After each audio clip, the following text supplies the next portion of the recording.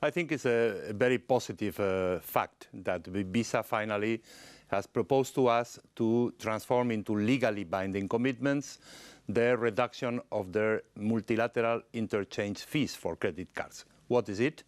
This is a MIF, we call it MIF, is a fee that is paid between the merchant bank and the bank that issue the credit card. So this will benefit at the end the consumer, because the consumer is charged for these fees from the merchant, because the merchant has to pay this to the bank. Now that Visa has offered to us a commitment to reduce around 50% the MIFs they were using in their transactions, this will allow lower costs for the consumers, for the users of credit cards. This will put at the same level the fees that are used by MasterCard and by Visa, and this will allow cheaper use of cards that are a payment system used in almost half of our total payments in the EU. So it's a very positive fact. This will improve the competition in this sector.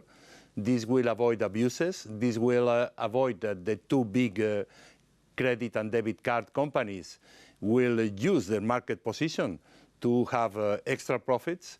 And this had been a procedure, an investigation that took so long time in the past, because we have not been able to convince Visa to present the commitments that we have now on our table. And now we will launch the market test. It means the consultation with the stakeholders, and if the market test is positive, as I hope, in a few months this reduction of the fees will be legally binding. MasterCard had committed before this level of the fees that now Visa is ready to commit, but there were other aspects that Visa has offered also as a commitment that MasterCard was not ready to offer, and are being investigated by us as an antitrust possible infringement.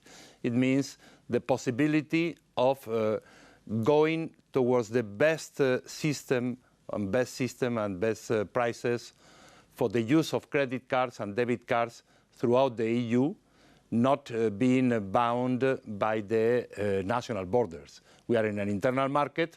If someone is offering better conditions, the user of a card can go through this supplier of better conditions, even if this is not established in the member state when the user is making payments or using the cards. These investigations took a very long time, and we have reached a conclusion that, on the one hand, is very good, that we will have legally binding commitments not to permit abuses in the future, but at the same time I think this is an activity that is good for regulation, for financial regulation. We are in a new wave of financial regulations after the crisis, and this is one of the aspects that needs to be regulated. The level of the fees that the credit card or debit card companies ask to the users of these cards. In the US, for instance, this has been regulated, and I am working with my colleague Michel Barnier to put forward regulation at the EU level.